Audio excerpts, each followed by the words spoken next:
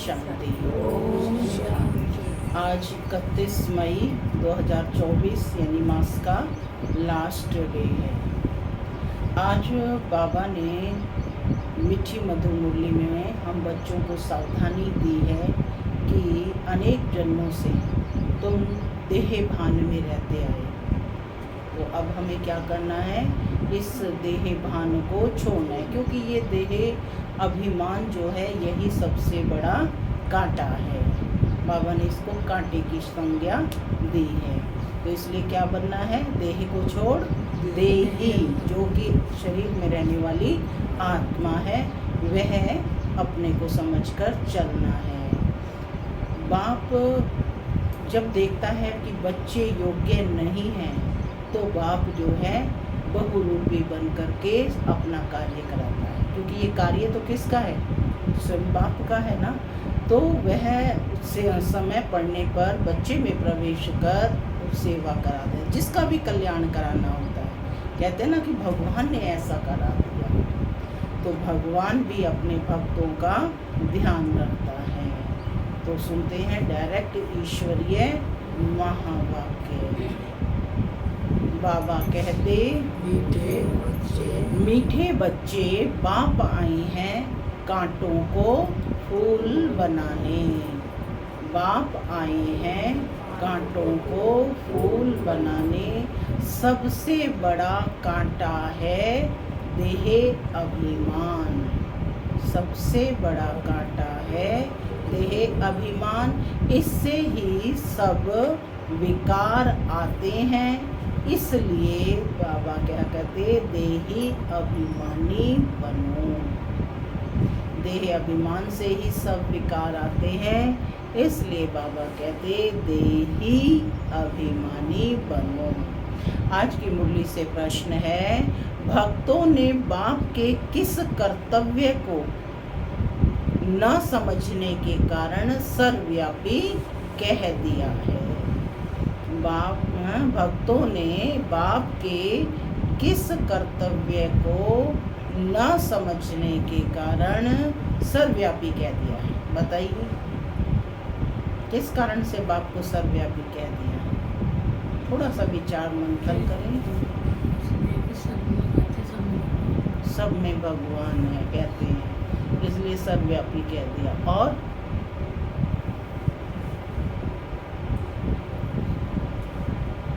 किस लिए? चलो सुनते हैं बाबा का उत्तर। बाबा कहते, बाप बहुरूपी है। जहाँ आवश्यकता होती सेकंड में किसी भी बच्चे में प्रवेश कर सामने वाली आत्मा का कल्याण कर देते हैं। भक्तों को साक्षात्कार करा देते हैं। वह सर्वव्यापी नहीं, लेकिन बहुत तीखा रॉकेट है।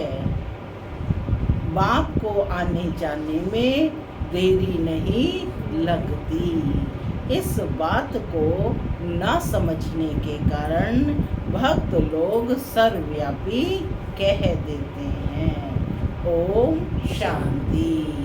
मैं आत्मा शांत स्वरूप हूँ, शांति मेरा स्वधर्म है।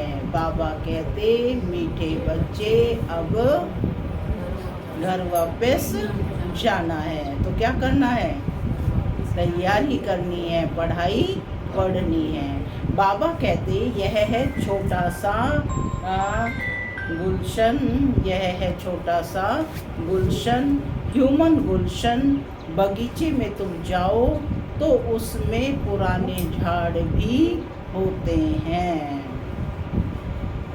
किस्म किस्म के हैं। कहाँ मुखड़ियाँ भी होती हैं, कहाँ आधी खिली हुई मुखड़ियाँ भी होती हैं, है ना। बगीचे में तो सारी चीज़ें होती हैं, यह भी बगीचा है ना। अब यह तो बच्चे जानते हैं, यहाँ आते हैं कांटों से फूल बनने। कांटे हो गए हैं और बाबा उन्हें फूल बनाते। श्रीमत से हम कांटे से फूल बन रहे हैं। कांटे से फूल कैसे बन रहे हैं, जैसे बाप की श्रीमत मिलती है। कांटे जंगल में हैं और फूल बगीचे में होते हैं।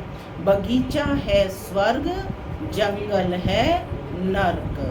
बाप भी समझाते हैं, यह है पतित कांटों का जंगल, वह है फूलों का बगीचा। फूलों का बगीचा था, वह अभी फिर कांटों का जंगल बना है। देह अभिमान है सबसे बड़ा कांटा। उसके बाद फिर सब विकार आते हैं। वहाँ तो तुम देही अभिमानी रहते हो। वहाँ कहाँ? सतयुग में सभी आत्माएं, देवी देवताएं जो हैं देही अभिमानी रहते हैं। आत्मा में ज्ञान रहता है, अभी हमारी आयु पूरी होती है। अब हम यह पुराना शरीर छोड़ जाकर दूसरा लेंगे। साक्षात्कार होता है कि हम गर्भ महल में जाकर विराजमान होंगे, फिर मुखड़ी बनकर मुखड़ी से फूल बनेंगे। यह आत्मा को ज्ञान है। सृष्टि चक्र कैसे फिरता है ये ज्ञान नहीं है, ठीक है ना। देवताओं को ये ज्ञान नहीं है कि ये सृष्टि चक्र कैसे फिरता है। सिर्फ यह ज्ञान रहता है कि यह शरीर पुराना है, इसको अब बदलना है। अंदर में खुशी रहती है।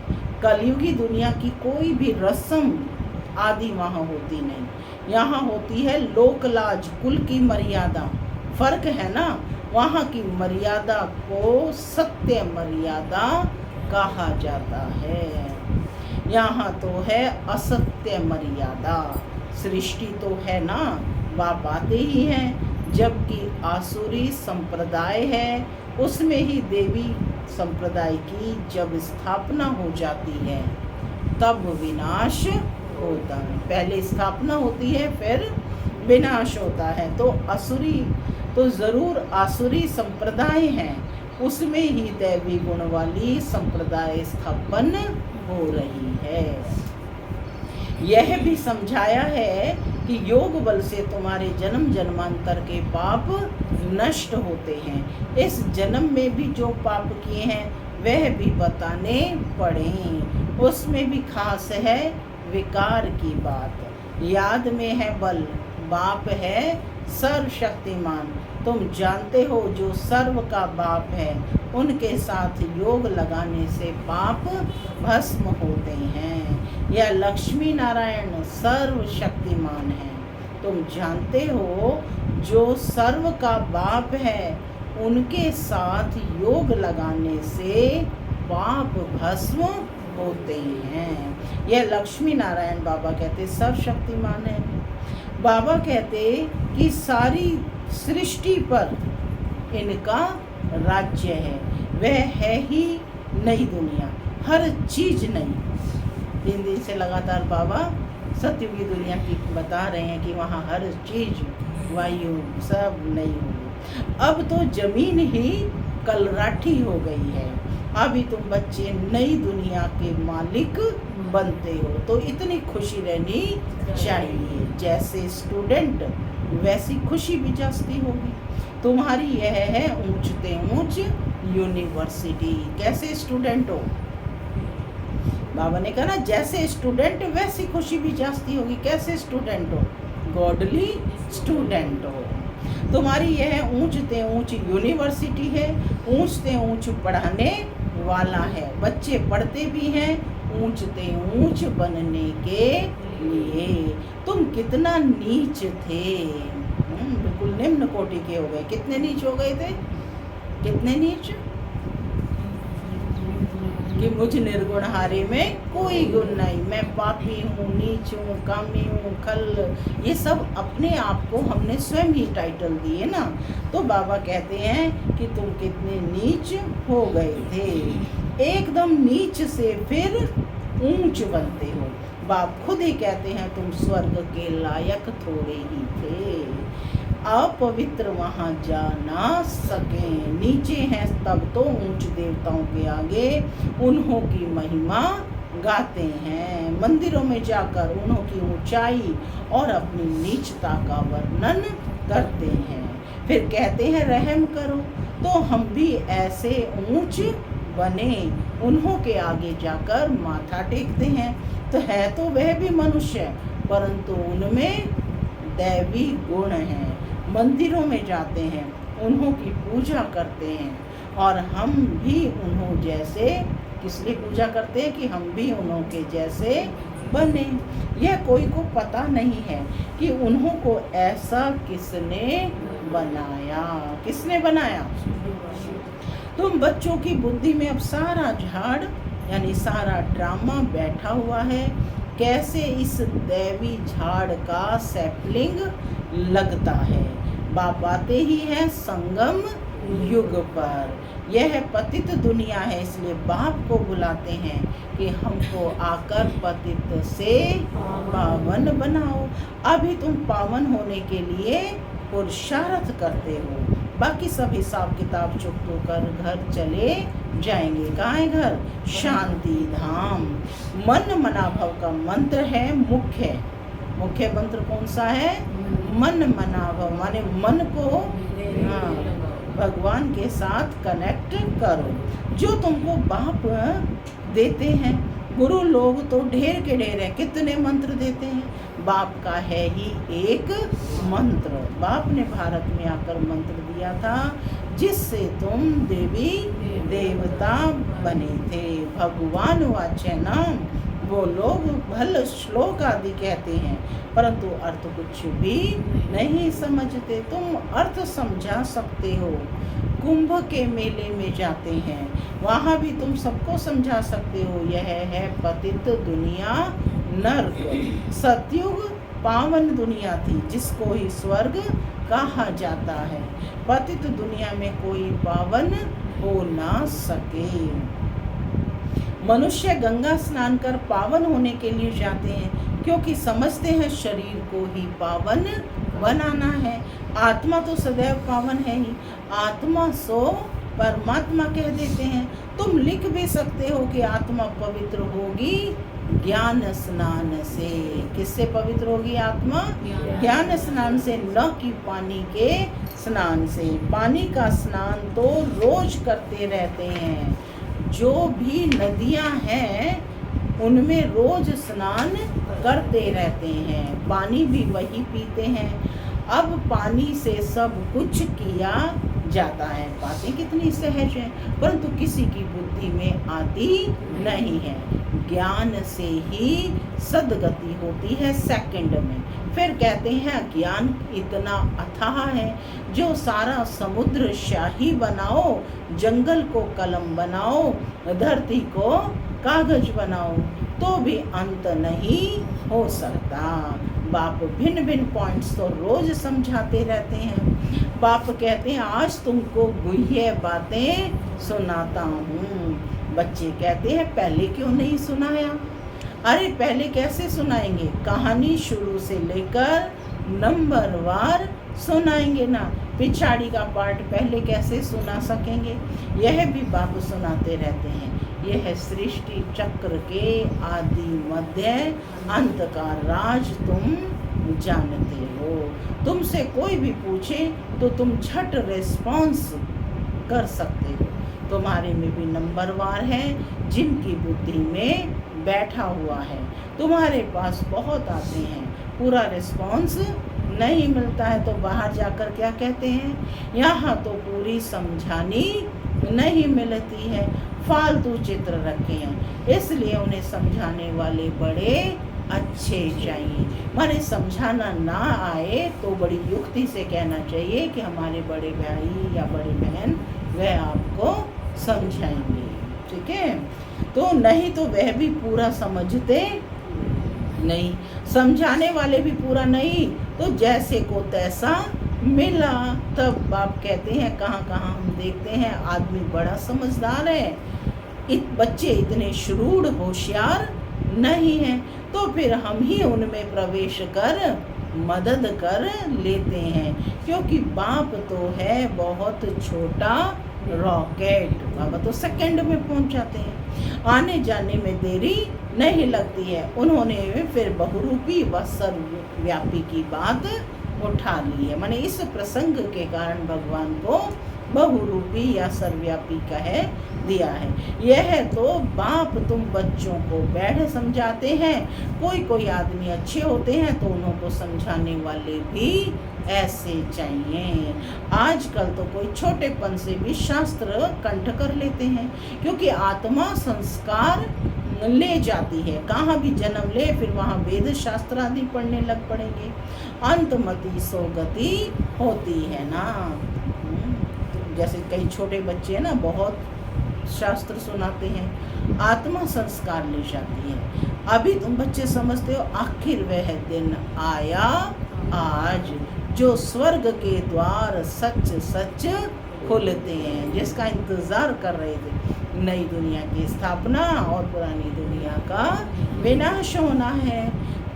मनुष्यों को तो ये पता ही नहीं है कि स्वर्ग नई दुनिया में होता है। तुम बच्चे ही जानते हो कि हम सच्ची सच्ची सत्य नारायण की कथा व अमरनाथ की कथा सुन रहे हैं। है एक ही कथा, सुनाई भी एक ही ने है, फिर उसके शास्त्र बैठ बनाए हैं, दृष्टांत सब तुम्हारे हैं, जो फिर भक्ति मार्ग में उठा लिए हैं। तो संगम पर बाप ही आकर सब बातें समझाते हैं। यह बड़ा भारी बेहद का खेल है। इसमें पहले है सतयुग, त्रेता, राम राज्य और फिर होता है रावण राज्य। यह ड्रामा बना हुआ है। इनको अनादि अविनाशी कहा जाता है। हम सब आत्माएं हैं। यह ज्ञान कोई को है नहीं, जो तुमको बाप ने दिया है। जो भी आत्माएं हैं उन्हों का पार्ट ड्रामा में नोंधा हुआ है। जिस समय जिसका जो पार्ट होगा उसी समय आएंगे और वृद्धि को पाते रहेंगे। बच्चों के लिए मुख्य बात है पतित से पावन बनना। बुलाते भी हैं कि हे पतित पावन आओ। बच्चे ही बुलाते हैं, बाप भी कहते हैं हमारे बच्चे कामचिता पर बैठ भस्म हो गए हैं। बाबा कहते यह है यथार्थ बातें। आत्मा जो अकाल है उनका यह तख्त है लोन लिया हुआ। ब्रह्मा के लिए भी तुमसे पूछते हैं कि ये कौन है। बोलो देखो लिखा हुआ है भगवान वाच, मैं साधारण तन में आता हूँ। वह सजा हुआ श्री कृष्ण ही 84 जन्म ले साधारण बनता है। साधारण ही फिर वह कृष्ण बनता है। नीचे तपस्या कर रहे हैं, जानते हैं हम यह बनने वाले हैं। त्रिमूर्ति तो बहुतों ने देखा है, परंतु उनका यथार्थ भी चाहिए ना। स्थापना जो करते हैं फिर पालना भी वही करेंगे। स्थापना के समय नाम रूप देश काल, पालना का नाम रूप देश काल अलग है। ये बातें समझाने में तो बड़ी सहज है। ये नीचे तपस्या कर रहे हैं, फिर यह बनने वाले हैं।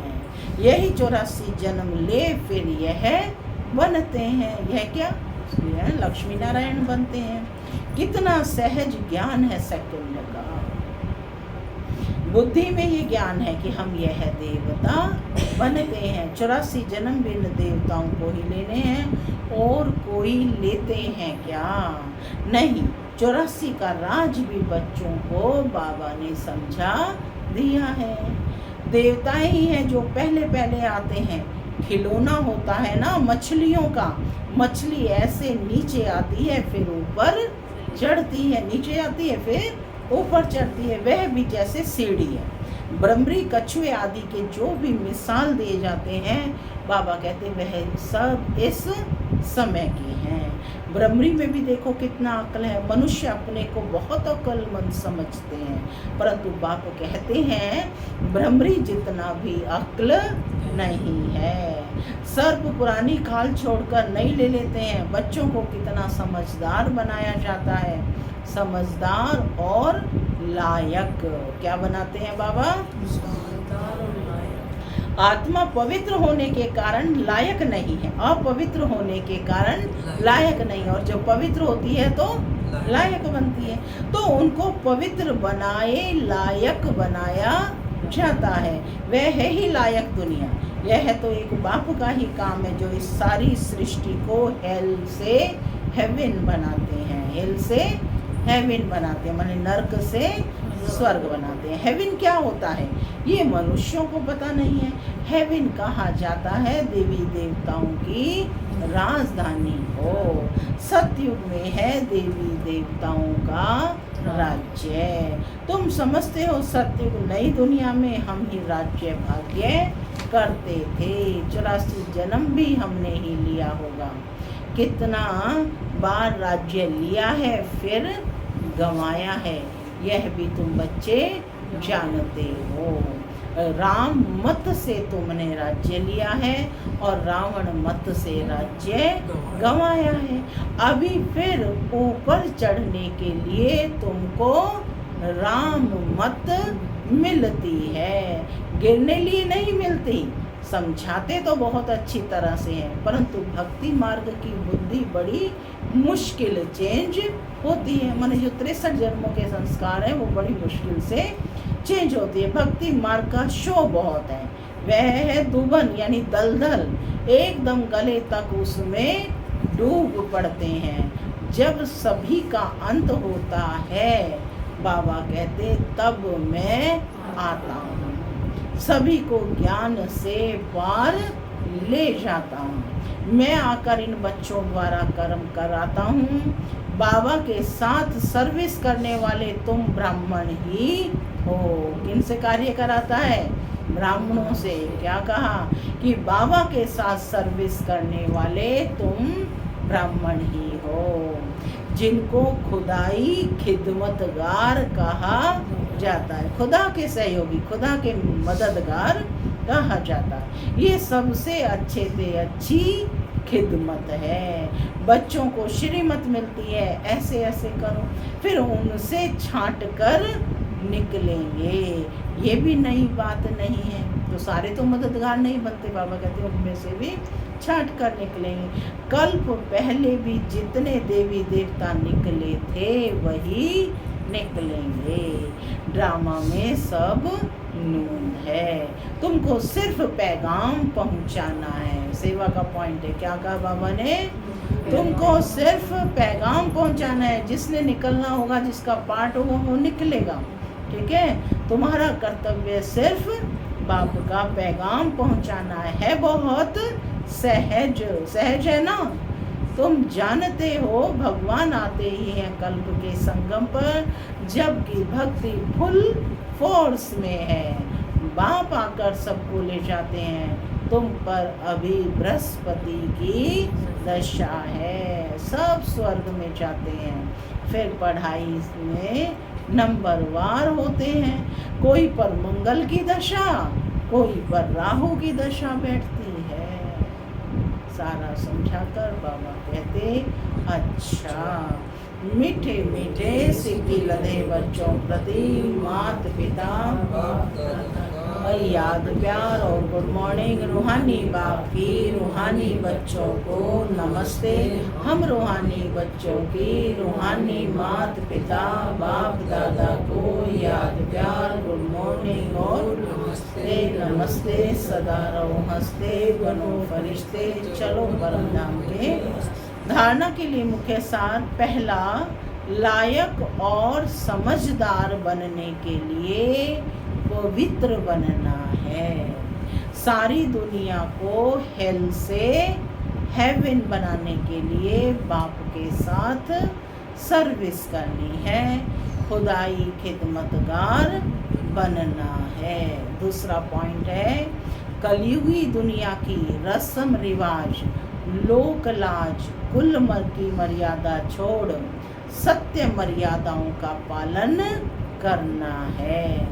दैवी गुण संपन्न बन दैवी संप्रदाय की स्थापना करनी है। दैवी गुण संपन्न बन दैवी संप्रदाय की स्थापना करनी है। आज का वरदान है, अपवित्रता का अंश, आलस्य और अलबेलापन का त्याग करने वाले संपूर्ण निर्विकारी भव। अपवित्रता का अंश, आलस्य और अलबेलेपन का त्याग करने वाले संपूर्ण निर्विकारी भव। दिनचर्या के कोई भी कर्म में नीचे ऊपर होना, आलस्य में आना या अलबेलापन होना, ये विकार का अंश है, जिसका प्रभाव पूजनीय बनने पर पड़ता है। यदि आप अमृत वेले स्वयं को जागृत स्थिति में अनुभव नहीं करते, मजबूरी से व सुस्ती से बैठते हो, तो पुजारी भी मजबूरी व सुस्ती से पूजा करेंगे। तो आलस्य व अलबेलेपन का भी त्याग कर दो, तब संपूर्ण निर्विकारी बन सकेंगे। स्लोगन है, सेवा भले करो लेकिन व्यर्थ खर्च नहीं करो। सेवा भले करो लेकिन व्यर्थ खर्च नहीं करो। ओम शांति।